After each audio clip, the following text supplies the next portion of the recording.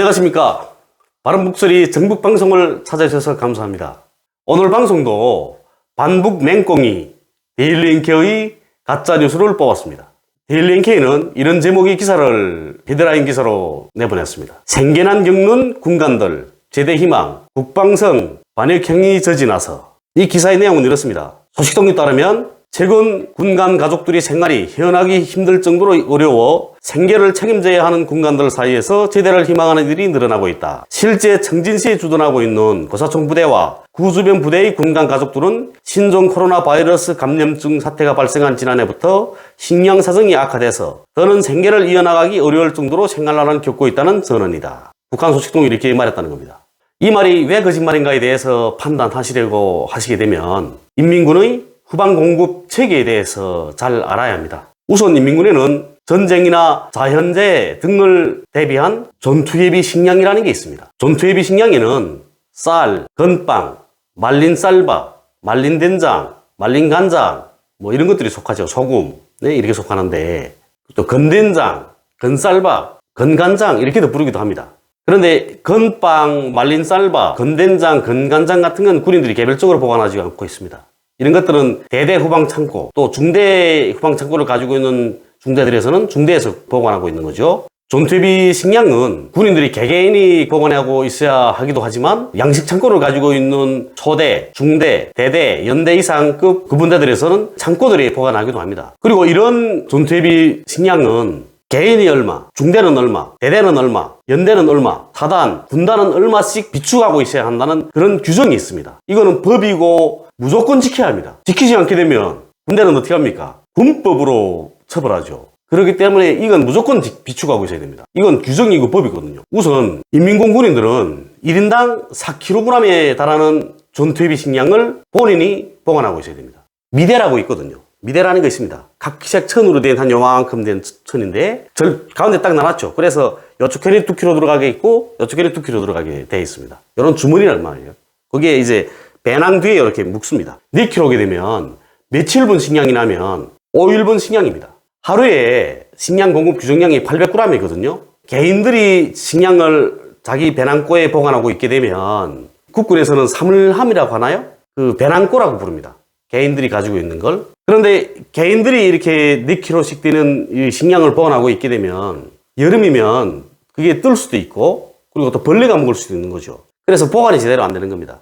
그래서 대대나 중대 양식 창고에 보관을 하는 거죠. 그러다가 전쟁이나 자연재해가 일어나게 되면 개인들한테서 일괄 공급하는 겁니다. 그리고 대대는 3일분의 식량을 비축하고 있어야 됩니다. 그러니까 전쟁이나 자연재해로 인해서 위에서 공급을 받지 못해도 3일 동안은 굶지 않는 거죠. 그 3일간에 위에서는 식량을 공급할 수 있는 대책을 세우는 겁니다. 그러니까 개인들이 비축하고 있는 5일분의 식량과 대대가 가지고 있는 3일분의 식량 합치면 8일 동안은 식량이 공급되지 않아도 얼마든지 먹고 살 수 있습니다. 그리고 연대는 7일분의 식량을 비축하고 있어야 됩니다. 7일분요. 그러니까 이제 대대가 가지고 있는 3일분, 연대가 가지고 있는 7일분 해서 11분 아닙니까? 거기에 개인들까지 보관하고 있는 거 5일분 합치면 15일 동안은 끄떡없는 거죠. 그리고 사단은 31분, 군단은 300일분의 식량을 비축하고 있어야 됩니다. 인민군 후방부분 일꾼들은 한 달을 30일로 계산합니다. 30일일 때도 있지 않습니까? 그렇지만 30일로 계산하거든요. 그래야 계산하기 편리하니까 그러는 거죠. 그래서 군단에 보관하고 있는 300일분의 식량이게 되면 10개월분에 해당합니다. 거기에 이제 사단이 30일분이죠. 그러면 한 달 친 겁니다. 그럼 11개월. 연대와 대대 그리고 개인들이 보관하고 있는 식량까지 합치게 되면 거의 1년 동안 위에서 식량을 공급받지 않아도 얼마든지 살 수 있습니다. 그리고 인민군 후방총국이 보관하고 있는 식량은 전체 인민군이 3년 동안 먹을 식량을 보관하고 있습니다. 그거는 명령입니다. 법이고요. 이렇게 인민군이 후방총국이 보관하고 있는 3년분의 식량, 군단이 보관하고 있는 식량까지 모두 합치게 되면 인민군은 4년 동안 식량이 공급되지 않아도 얼마든지 먹고 살 수 있습니다. 거기에는 인민군만 속하는 게 아닙니다. 인민군 군간 가족들까지 다 포함되어 있는 식량입니다. 인민군의 후방사업을 맡은 그 부대는 534 군부대 후방총국이라고 말하거든요. 조선중앙 텔레비전에서 이춘희 아나운서가 탁 나와서 조선인민군 최고사령관 김정근 동지께서 조선인민군 제534 군부대를 방문하셨습니다. 하게 되면 이거는 후방총국에 갔구나. 이렇게 판단하시면 됩니다. 534 군부대 안에는 여러 부서들이 있습니다. 재성관리국, 양식관리국, 연리관리국, 피복관리국, 건물관리국 등등등 해서요. 여러 가지 부서들이 있죠. 여기에서 식량관리국은 514 군부대라고 부릅니다.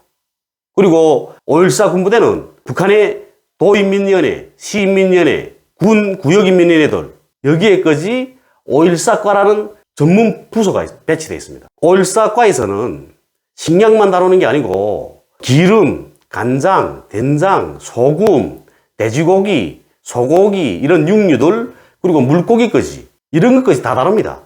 이 514과에서 근무하는 사람들은 모두가 다 현역군인들이거든요. 현역군인들이 인민위원회에 나가서 인민위원회 한 개의 부서로서 인민군대의 후방공급 사업을 책임지고 관리하는 겁니다. 그리고 또 514 군부대 안에는 15부라는 부서도 또 있거든요. 그 부서는 무슨 일을 하냐면 인민군 후방총국이 3년치 식량을 보관하고 있자게 되면 식량을 도종한 상태로는 보관하지 못합니다. 그렇기 때문에 겉곡으로 보관하는 거죠. 옥수수, 벼 이렇게 겉곡으로 거기서는 보관하는 겁니다. 그 겉곡으로 보관하는 식량을 관리하는 부서가 15부인 겁니다. 그 15부 산하 관리소들은 각 도시군들이 다 있습니다. 이렇게 겉곡으로 보관하고 있다가 다음에 추수가 끝나서 그 농민들이 군량미를 바치기 시작하면 이미 전에 들어와 있던 식량을 빼서 공급을 하고 그렇게 하고 다시 채워 있는 거죠, 거기다가. 이런 과정을 반복을 하는 겁니다. 그리고 북쪽의 농민들은 가을거디를 하게 되면 군량미부터 제일 먼저 바칩니다.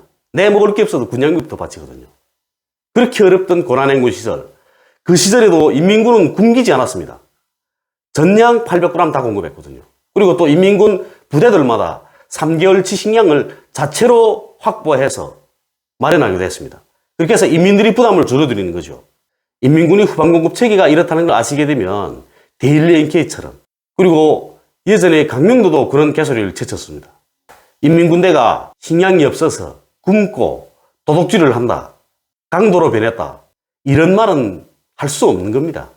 두 번째로는 기대를 어긋나지 않는 맹북, 맹꽁이 안찬일 박사님에 대한 이야기입니다. 안찬일은 자신이 운영하는 방송에서 김여정 각 군단장들에게 몹쓸짓 공개 이런 제목의 그 방송을 진행했었습니다. 그 내용이 뭐냐면 김여정 부부장이 그 인민군 군단장들한테 남조선에서 삐라를 뿌리지 못하게 해라 하고 지시를 내렸다는 겁니다. 웃기는 거는 대한민국이 경찰도 박상하게 삐라 뿌리는 걸 막지 못합니다. 쥐새끼처럼 빠져나가서 삐라를 뿌리고 오는데 경찰이 어떻게 막습니까? 그리고 삐라는 박상하기만 살포하는 게 아닙니다. 기독교 단체들 또 인민복에도 삐라 살포를 하죠. 그런데 박상하기만 수면 위로 튀어나오는 이유는 박상하기가 관종이다 나니까 언론에 자꾸 노출시키는 거죠.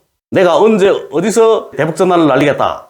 언제 어디서 대북전단을 날렸다. 이런 식으로 말입니다. 대북전단은 북한에 있는 군단장들한테 남조선에서 삐라를 뿌리지 못하게 해라 하고 지시한다고 해서 막을 수 있는 게 아닙니다. 그걸 다 알고 있습니다. 군단장들이 무슨 수로 막습니까? 그리고 대북전단은 야간에 살포되거든요. 박상하기 같은 경우에는 쥐새끼처럼 야간에 살포를 했죠. 대한민국 경찰은 대북전단의 그 풍선이 있지 않습니까? 그 풍선에 가스를 주입하는 그 시간에 정보를 취득하고 출동해서 제지시킬 수 있지만 인민군은 그럴 시간도 없습니다. 그저 군사분계선 상공으로 날아오는 대북전단 풍선을 발견하기만 해도 그게 큰 성과인 거죠. 그리고 인민군의 그 경기근무 규정에도 그 대북전단 풍선이 날아오게 되면 보고하게 되어 있습니다. 2014년인가요? 그때 강원도 연천에 고사총탄 날아온 적이 있었죠. 그때 시간이 제가 알기로 오후 4시였던 것 같습니다. 오후 4시에 지금 대북전단이 지금 군사분계선 쪽으로 지금 날아 넘어가고 있었던 거지, 북쪽으로. 그걸 북쪽의 경계병들이 발견하고 거기에 고사총을 발사했던 겁니다. 이건 주간이니까 가능했던 일입니다. 그렇지만 야간에 날아오는 건 발견하기 힘들거든요. 달이 뜨고 맨바로 딱 하늘을 쳐다보고 있었으면 발견할 수 있겠죠. 그렇지만 그런 상황이 아니면 야간에는 발견하기 거의 불가능에 가깝습니다. 저는 이런 생각도 합니다. 북에서는 오래전에 2014년 연천에 고사총탄이 떨어질 때 그 시기에 벌써 대북전단이 날아오게 되면 사격을 해라 하고 지시를 내렸을 것입니다. 이미 전에 지시가 있었기 때문에 그 경계병들이 거기에 대해 고사총을 발사한 거죠. 저는 앞으로 대북전단 살포하는 걸 이거 막지 못하게 되면 군사분계선 지역에서 총격전이 벌어질 수 있다는 것, 이런 상황도 예견해야 된다고 생각합니다. 서로 총질로 끝나면 모르겠지만 인명피해까지 발생되게 되면 그 책임은 누가 집니까? 그때도 정부는 뭘 하고 있었냐 이렇게 말할 것입니까? 우리 군사분계선 지역에서 복무하는 우리 국군장병들, 그리고 그 지역에서 삶의 터전을 갖고 가시는 우리 국민분들 모두가 이 대북전단은 반대해야 되는 겁니다. 전번 시간에도 이야기해드렸지만 우리 민족 구성원 모두가 바라는 이 궁극적인 목표는 평화라고 생각합니다. 이 평화를 위해서 우리가 노력을 해야 하는 겁니다. 저는 제가 살고 있고 우리 가족이 살고 있고 우리 민지가 살아가야 할 그 평화로운 앞날을 위해서 오늘 이 방송도 진행하고 있는 겁니다. 감사합니다.